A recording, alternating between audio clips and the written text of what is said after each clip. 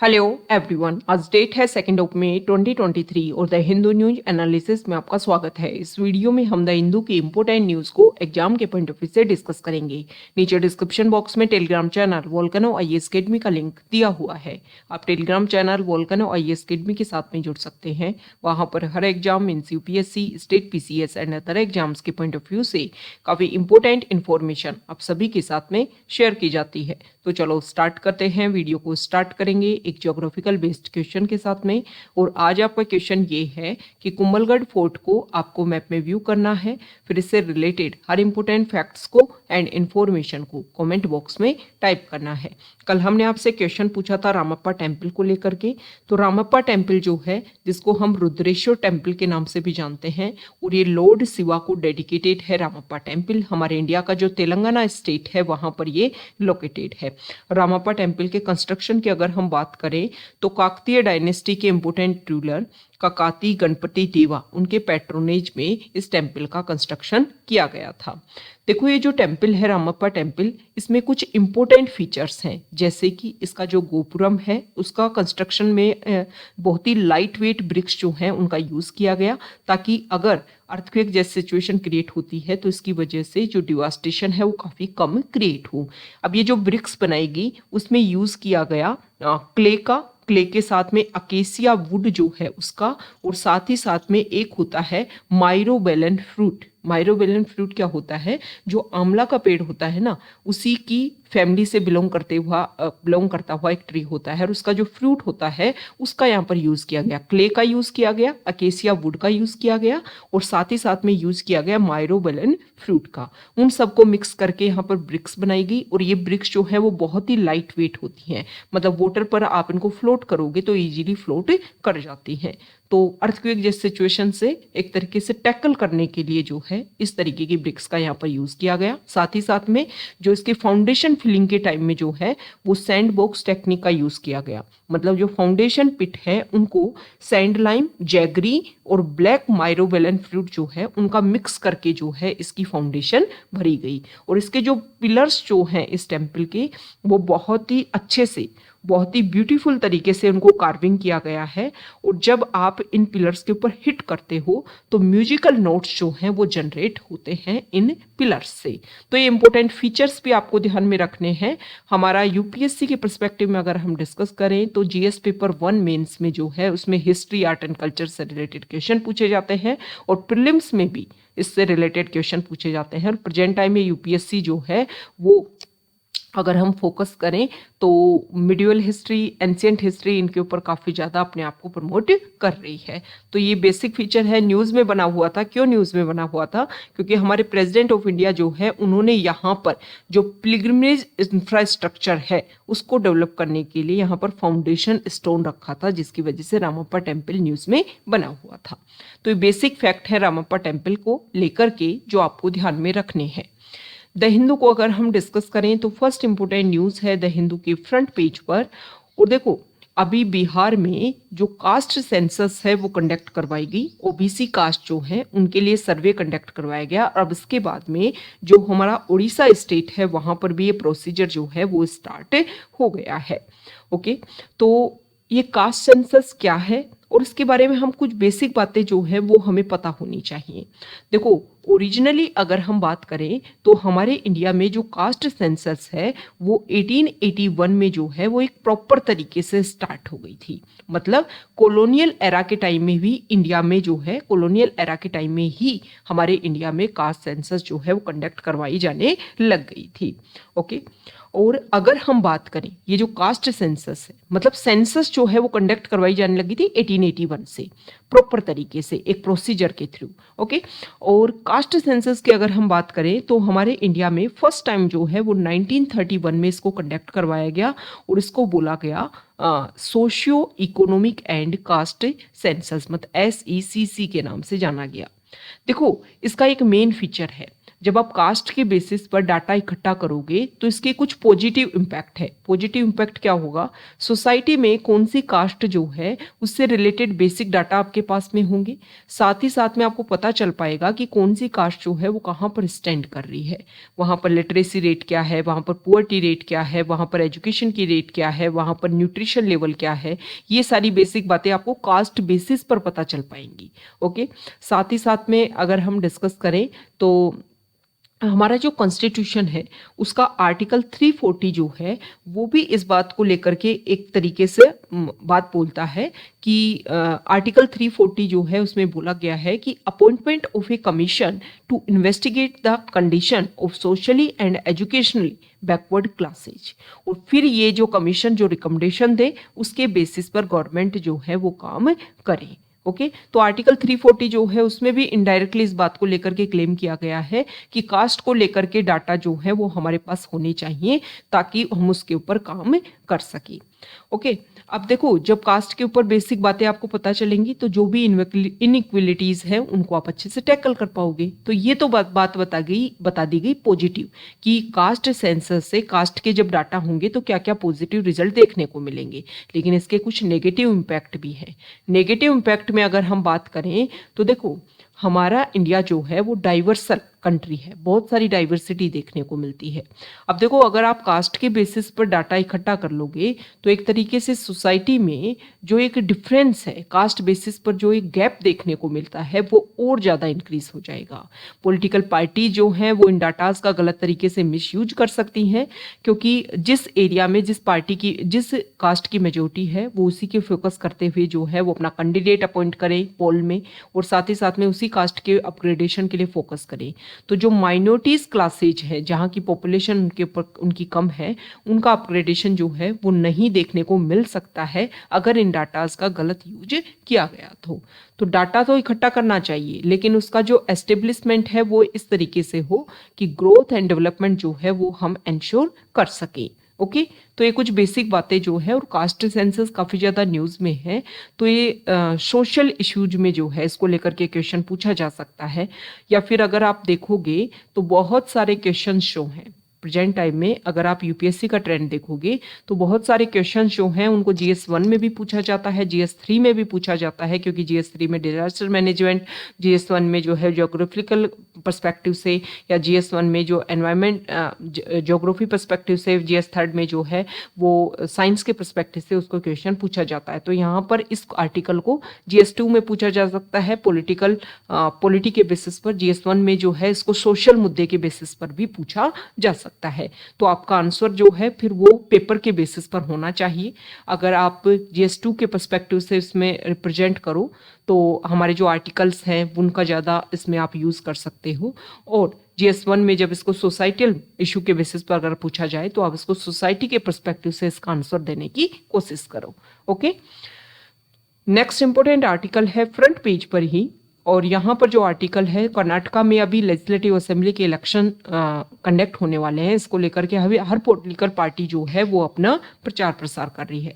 तो बीजेपी ने यहाँ पर बोला है कि अगर हम इलेक्ट होकर के आते हैं दोबारा से तो हम एक तो यूनिफॉर्म सिविल कोड जो है उसको इंश्योर कर देंगे। मतलब अलग अलग रिलीजियस बेसिस पर जो अलग अलग एक्ट है उनको मर्ज करके मैरिज, डाइवोर्स और अडॉप्शन इन सब को लेकर के एक लॉ जो है वो हम इम्प्लीमेंट करेंगे यूनिफॉर्म सिविल कोड। आर्टिकल 44 जो है DPSP जो है उसमें इसके बारे में बताया हुआ है। साथ ही साथ में यहाँ पर उन्होंने बोला है कि नेशनल रजिस्टर ऑफ सिटीजन जो है उसको भी हम इंट्रोड्यूस करेंगे।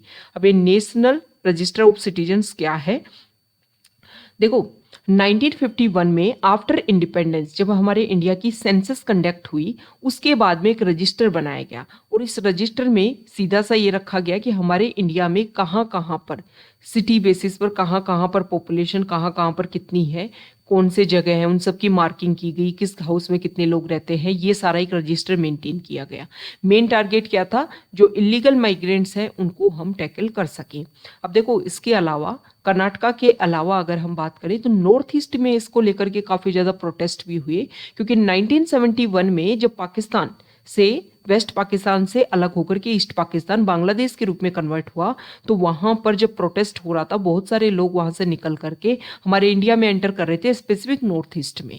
तो आसाम जो है वहां पर लगभग 6 साल तक इसको लेकर के प्रोटेस्ट होता रहा, 1979 से 1985 तक।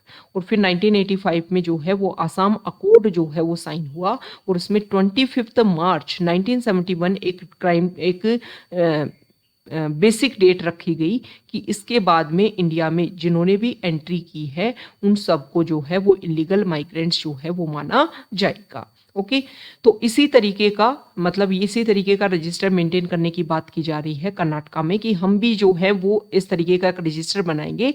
कर्नाटका के जो प्रॉपर यहाँ के जो रेजिडेंट्स हैं उनका नाम इसमें होगा, जो इलीगल माइग्रेंट्स है उसको एक तरीके से टैकल किया जाएगा। देखो, हमारे इंडिया के अंदर ही इलीगल माइग्रेंट्स मतलब एक स्टेट से दूसरे स्टेट में जाने वाले लोग, हालांकि इसका इफेक्ट पड़ता है, वहाँ का जो बर्डन है वो क्रिएट होता है, लेकिन हम इंडिया जो है वो एक तरीके से इंटीग्रेटेड फॉर्म है। अगर इस तरीके से टैकल हुआ तो हमारी जो डाइवर्सिटी है वो काफ़ी ज़्यादा इफेक्ट होगी, जो हमारी इंटीग्रिटी है वो काफ़ी ज़्यादा इफेक्ट होगी। अब इसमें जो भी इलीगल माइग्रेंट्स के लिए बोला गया है वो कम से कम जो अदर कंट्रीज, जैसे कि श्रीलंका से अगर हम स्पेसिफिक बात करें तो तमिलनाडु स्टेट जो है वो काफ़ी ज़्यादा इफेक्टेड है। तो इस तरीके के इशू को टैकल करने के लिए नेशनल रजिस्टर जो है वो मेंटेन किया जा सकता है। ओके, नेक्स्ट इंपॉर्टेंट आर्टिकल है, यहाँ पर देखो सुप्रीम कोर्ट ने बोला है कि अगर डाइवोर्स के लिए कोई कपल अप्लाई करता है और अगर लगता है कि उनका जो प्रोसीजर है, मैरिज का जो प्रोसीजर है वो इरिवर्टिबल है, मतलब ये जो डाइवोर्स है वो फिक्स है, तो इसके लिए सुप्रीम कोर्ट ने बात बोली है कि वेट नहीं किया जा सकता, उनको 6 मंथ्स 18 मंथ्स ये क्राइटेरिया नहीं कि इतने टाइम तक आप साथ रहो, ऐसा कुछ उसमें नहीं करना है। नेक्स्ट इंपॉर्टेंट आर्टिकल है एडिटोरियल पेज पर, और यहाँ पर जो गवर्नर के पास में पावर है किसी भी बिल को अपनी एसेंट देने की, उसी को लेकर के राइटर ने बात रखा है। अभी तमिलनाडु जो स्टेट है उन्होंने एक रेजोल्यूशन पास किया कि जो गवर्नर है उसका एक टाइम फ्रेम जो है वो डिसाइड किया जाए। साथ ही साथ में उन्होंने सेंट्रल गवर्नमेंट, प्रेसिडेंट, उनसे भी अर्ज किया कि जो गवर्नर का जो प्रोसीजर है किसी भी बिल को अपनी एसेंट देने का, उसको लेकर के जो है वो टाइम फ्रेम डिसाइड किया जाए। तेलंगाना जो स्टेट है उन्होंने क्या किया, उन्होंने तो जुडिशरी में इसको लेकर के रिट डाली कि भाई जो भी गवर्नर का प्रोसीजर है ना वो एक टाइम बाउंड लिमिट में इम्प्लीमेंट होना चाहिए। सुप्रीम कोर्ट ने वहाँ पर बात बोली। सुप्रीम कोर्ट ने बोला कि देखो जो भी एज सून एज पॉसिबल, मतलब जितना जल्दी हो सके गवर्नर को अपना जो है वो उस पर जो भी अप्रूवल देना है, रिजेक्ट करना है, प्रेसिडेंट के लिए अश्योर करना है, वो काम जो है वो एक प्रॉपर तरीके से फटाफट होना चाहिए। अब राइटर ने यहाँ पर कुछ इंपॉर्टेंट बात, देखो इसको लेकर के आर्टिकल पहले भी आए हैं, हम पहले भी डिस्कस कर चुके हैं। राइटर ने यहाँ पर बोला है, एक तो केसेस के बारे में, कुछ केसेस के बारे में उन्होंने बात की है। एक तो 1974 का एक केस है, उसके बारे में उन्होंने बताया, Shamsher Singh versus state of Punjab. Okay, और इसमें बोला गया है कि description of the governor is extremely limited and even in such rare cases shall act in a manner that is not detrimental to the interest of the state. मतलब governor के पास में पावर जो है वो काफ़ी कम है, लिमिटेड है, और जो भी वो पावर का यूज़ करे, अपने डिस्क्रिप्शनरी पावर का यूज़ करे, उसमें स्टेट का जो इंटरेस्ट है उसके लिए रुकावट नहीं होनी चाहिए। तो जो बिल को वो अपनी एसेंट नहीं देते हैं, इसकी वजह से जो स्टेट की जो गवर्नमेंट है उसका वर्किंग प्रोसीजर जो है वो इफेक्ट होता है। ओके, तो इस केस में बोला गया है कि गवर्नर को जो है वो वैसे भी हमारा कॉन्स्टिट्यूशन बात बोलता है कि गवर्नर जो है वो काउंसिल ऑफ मिनिस्टर की एड एंड एडवाइस के अकॉर्डिंग काम करता है। ओके, तो उसी के अकॉर्डिंग जो है वो गवर्नर को काम किया जाना चाहिए। दूसरा यहाँ पर देखो राइटर जो है उन्होंने बोला है कि कॉन्स्टिट्यूशनल पंक्चुअलिटी जो है उसकी बहुत ज़्यादा इंपॉर्टेंस है। जैसे कि प्रेजेंट टाइम में एंटी डिफेक्शन लॉ जो आया 1985 में, तो उसमें जो है वो टाइम लिमिट डिसाइड नहीं की गई थी कि जो स्पीकर है वो कितने टाइम में जो है वो डिसीजन लेगा। किसी भी एंटी डिफेक्शन लॉ मतलब सेंटर में जो स्पीकर लेगा वो मेंबर ऑफ पार्लियामेंट को लेकर के, और स्टेट में जो लेगा वो स्टेट लेजिस्लेचर जो है उनको लेकर के, कि अगर उन्होंने एंटी डिफेक्शन लॉ का वायलेशन किया है तो उनके ऊपर जो है उनकी जो भी मेंबरशिप है उसको अनल कर दिया जाएगा। तो यहाँ पर देखो इसको लेकर के 2020 में जो है वो एक केस रजिस्टर होता है और इस केस में यहाँ पर देखिए Keisham Meghchandra Singh versus the honourable speaker Manipur, और इसमें जो है वो जुडिशरी ने बात बोली थी कि डिस्क्वालिफिकेशन जो किया जाता है उसको 4 वीक्स में डिसाइड किया जाना चाहिए, मतलब 4 वीक में जो है वो स्पीकर अपना डिसीजन दे, ऐसी बात बोली गई थी। तो जहां पर भी हमारे कॉन्स्टिट्यूशन में टाइम पीरियड डिसीजन नहीं था उसके ऊपर प्रेजेंट टाइम में फोकस किया जा रहा है। तो राइटर ने यहाँ पर बोला है कि गवर्नर के लिए भी एक टाइम लिमिट जो है वो जल्द से जल्द डिसाइड किया जाना चाहिए, क्योंकि प्रेजेंट टाइम की जो सर्कमस्टेंसेज है वो काफ़ी ज़्यादा चेंज हो रही हैं और उसके अकॉर्डिंग गवर्नर को जो अश्योर किया जाना चाहिए कि आपको इतनी टाइम लिमिट में ही अपना डिसीजन देना है। नेक्स्ट इंपोर्टेंट आर्टिकल है न्यूज़ पेज पर, और यहाँ पर जो आर्टिकल है देखो, मणिपुर जो स्टेट है वहाँ पर है मैती कम्युनिटी, और मैती कम्युनिटी जो है वो एसटी की डिमांड कर रही है काफ़ी लंबे टाइम से।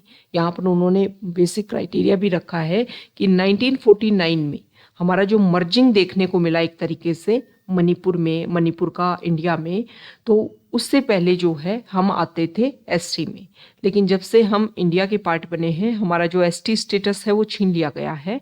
हालांकि जो जुडिशरी है हाई कोर्ट ऑर्डर उसने पास किया था कि जो मैती कम्युनिटी है उसको जो है वो इंक्लूड किया जाना चाहिए एसटी में। तो इसको लेकर के उन्होंने मैती कम्युनिटी जो है उन्होंने स्टेट गवर्नमेंट और जो यहाँ पर HAC जो है, HAC क्या है, हिल एरिया कमेटी जो है, उसके खिलाफ में उन्होंने कंटेम्प्ट ऑफ कोर्ट के प्रोसीडिंग्स की बात की है कि एक तरीके से जुडिशियल ऑर्डर पास होने के बाद में भी उनको एसटी में इंक्लूड नहीं किया जा रहा है। वो टाइम टू टाइम इन्होंने जो है मैती कम्युनिटी ने सेंट्रल गवर्नमेंट से, प्रेसिडेंट से अर्ज किया है कि उनको एसटी में इंक्लूड किया जाए। नेक्स्ट यहाँ पर जो आर्टिकल है, तो देखो बीएसपी के MP थे अंसारी, उनको डिस्क्वालीफाई कर दिया गया है लोकसभा मेंबरशिप से, क्योंकि एक मर्डर केस में जो है उनको कन्विक्टेड डिक्लेयर कर दिया गया है। अब उनके ऊपर जो है रिप्रेजेंटेशन ऑफ पीपल्स एक्ट 1951 के बेसिस पर कुछ रिस्ट्रिक्शन लगाए गए हैं। सेक्शन 8 सब क्लोज 3 जो है वो RPA एक्ट 1951 का ये बात बोलता है कि कोई भी लेजिस्लेटर जो है उसको डिस्क्वालीफाई कर दिया जाएगा अगर उसको 2 साल या उससे ज़्यादा की उसको जो है कन्विक्ट जो है वो डिक्लेयर किया जाता है, तो किसी भी ऑफेंस में। ओके, तो जितनी उनका अगर ऐसा बोला गया है कि देखो उनको डिस्क्वालीफाई तो कर दिया गया है, मतलब उनकी जो मेंबरशिप है वो अनल कर दी गई है, ख़त्म कर दी गई है, तो सीट वैकेंट हो गई है और अभी लोकसभा इलेक्शन को 1 साल से ज़्यादा टाइम बचा हुआ है। तो यहाँ पर यहाँ पर जो है वो बाईपोल इलेक्शन होंगे। और यहाँ पर बोला गया है कि अगर हायर जुडिशरी जो है अगर उनके पनिशमेंट को स्टे कर देता है तो उनका जो डिस्क्वालिफिकेशन है उसके ऊपर रोक लग जाती। ओके, कुछ टाइम पहले भी ये प्रोसीजर न्यूज़ में रहा था जब राहुल गांधी को जो है वायनाड सीट से उनका जो मेंबर ऑफ पार्लियामेंटशिप जो है उनकी मेंबरशिप उसको जो ख़त्म कर दिया गया था, उसको डिस्क्वालीफाई कर दिया गया था, तो उसके बाद में वो सीट जो है वो भी वैकेंट हो गई। हालांकि उन्होंने जुडिशरी में हायर जुडिशरी में प्रोसीजर वो अपने इम्प्लीमेंट कर रहे हैं कि किस तरीके से दोबारा से जो है वो उसको क्या किया जा सके, उनकी जो मेंबरशिप है वो हो सके, नहीं तो उनके ऊपर नेक्स्ट 2 ईयर्स की तो उनको पनिशमेंट मिला है और 6 ईयर का उनके ऊपर रिस्ट्रिक्शन लग गया, मतलब नेक्स्ट 2 ईयर के लिए, नेक्स्ट 2 टर्म के लिए वो मेंबर ऑफ पार्लियामेंट के इलेक्शन जो है वो नहीं लड़ पाएंगे। नेक्स्ट इंपोर्टेंट आर्टिकल है, तो देखो एक रिपोर्ट आई है, इस रिपोर्ट में बोला है कि रशिया से ऑयल आ रहा है इंडिया में, चाइना में और भी अदर कंट्रीज में, और वहाँ से फिर यूरोपियन कंट्रीज जो हैं वो खरीद रही हैं। मतलब एक तरीके से रशियन ऑयल का लॉन्ड्रिंग जो है वो किया जा रहा है और इंडिया इस चीज़ को क्या कर रहा है, लीड कर रहा है। तो यहाँ पर इस रिपोर्ट में बोला गया कि देखो बहुत सारी रशियन कंपनी जो है उन्होंने इंडिया में एस्टेब्लिशमेंट किया और उसी प्रोडक्ट को इंडिया के थ्रू जो है वो सेल कर रही हैं। तो इसमें क्या ध्यान में रखा जाना चाहिए और इसका बेसिक वायलेशन क्या होगा, बेसिक वायलेशन ये होगा कि जो कैप डिसाइड की गई थी रशियन प्रोडक्ट के ऊपर कि ये प्रोडक्ट जो है वो इससे ज़्यादा खरीदा और बेचा नहीं जाएगा, उस कैप का फिर यहाँ पर कोई वैल्यूएशन नहीं रहेगा। तो मेन फोकस क्या करना है, मेन फोकस ये करना है कि कोई भी कंपनी जो है उसका ओरिजिन कहाँ से है इसके ऊपर जो है वो फोकस किया जाना चाहिए। नेक्स्ट इंपॉर्टेंट आर्टिकल है, यहाँ पर देखिए आप, देखो इंडिया जो है वो आसियान ग्रुप के साथ में अपने रिलेशन काफ़ी अच्छे से मेंटेन करने की कोशिश कर रहा है और इसी में आसियान और इंडिया जो है वो मैरीटाइम एक्सरसाइज में पार्टिसिपेट करेंगे साउथ चाइना सी में। यहाँ पर बताया गया है कि हमारे डिफेंस मिनिस्टर जो हैं वो मालदीव की विजिट पर है, और अदर मिनिस्टर जो हैं हमारे जो भी इंपॉर्टेंट सेक्रेटरी हैं वो विजिट पर हैं श्रीलंका की में। मतलब अगर हम बात करें तो इंडियन ओशन उसके आसपास वाले रीजन में जो भी एरिया है वहाँ पर इंडिया काफ़ी ज़्यादा फोकस कर रहा है। तो यहाँ पर ये बोला गया है कि ये जो एक्सरसाइज जो होगी ना, जिसको आसियान इंडिया मैरीटाइम एक्सरसाइज, इसमें जो है वो शिप्स भी पार्टिसिपेट करेंगे जो सिंगापुर में एज ए पोर्ट कोल के रूप में आए हैं। पोर्ट कोल क्या होता है, जैसे कि आप इस तरीके से समझिए, मान लो कोई शिप को यहाँ से जाना है यहाँ पर, तो बीच में एक ऐसी जगह जहाँ पर शिप जो है वो लॉन्ग डिस्टेंस रेगुलर करने के लिए अपने मेंटेनेंस के लिए यहाँ पर रुकती हैं कुछ टाइम के लिए। ओके, तो उनको बोला जाता है पोर्ट कोल। ओके, तो इस तरीके के क्वेश्चन जो है ना वो प्रीलिम्स में पूछ लिए जाते हैं। तो ये जो टर्म है आपके लिए इंपॉर्टेंट हो जाती है कि what is port call. Okay, तो सिंगापुर में जो पोर्ट कोल है और यहाँ पर जो शिप्स आएंगी during their port call at Singapore will also participate in IMDEX 23। तो 1997 में ये IMDEX जो है वो स्टार्ट हुआ था, और उसके बाद में बहुत सारे कंट्री जो है उन्होंने इसमें पार्टिसिपेट करना स्टार्ट कर दिया है। IMDEX क्या है, international maritime defence exhibition. Okay, और इसके अलावा इंटरनेशनल मैरीटाइम सिक्योरिटी कॉन्फ्रेंस जो है वो भी सिंगापुर में होस्ट की जा रही है। फॉरेन पेज पर इंपॉर्टेंट आर्टिकल है, देखो UN जो है वो अदर कंट्रीज के साथ में मिलकर के अफगानिस्तान को डिस्कशन करेगा, और डिस्कशन करेगा कतर में। और यहाँ पर तालिबान जो प्रेजेंट टाइम में रूल कर रहा है अफगानिस्तान पर वो इसमें शामिल नहीं होगा। हालांकि तालिबान जो है वो शामिल होना चाहता है कि वर्ल्ड लेवल पर उनका डिस्कशन जो है स्टार्ट हो, लेकिन जो तालिबान है वो विमेन के लिए जो भी रूल्स एंड रेगुलेशन है उनको अच्छे से इम्प्लीमेंट नहीं कर रहा है, बल्कि उनके ऊपर वर्किंग के लिए रिस्ट्रिक्शन, साथ ही साथ में अगर हम बात करें तो उनकी जो एजुकेशन है उसके लिए भी रिस्ट्रिक्शन जो है वहाँ पर इम्प्लीमेंट किए जा रहे हैं, जिसकी वजह से जो पहले उनका टाइम पीरियड था 1996 से 2001 के टाइम में, उस टाइम में जो रूल्स एंड रेगुलेशन उन्होंने इम्प्लीमेंट किए थे चिल्ड्रन वीमेन इन सब के लिए, वो ही एट्रोसिटीज जो है वो दोबारा से वहाँ पर देखने को मिल रही है। तो इन्हीं सभी इशू को जो है वो डिस्कस करने के लिए अफगानिस्तान में डिस्कशन किया जा रहा है। ओके, तो ये आज का हमारा द हिंदू न्यूज़पेपर का डिस्कशन था। अगर आप यहाँ तक आए हैं, वीडियो आपको अच्छा लगा है तो प्लीज़ वीडियो को लाइक कीजिए, शेयर कीजिए और चैनल को सब्सक्राइब कीजिए। इसके अलावा जो प्रीलिम्स प्रैक्टिस क्विज है जो प्रद्युमन सर आपके लिए लेकर के आ रहे हैं, इन वीडियोज़ को आप ज़्यादा से ज़्यादा व्यू कीजिए, वो आपके लिए काफ़ी ज़्यादा बेनिफिशियल रहेंगे। Okay, thank you.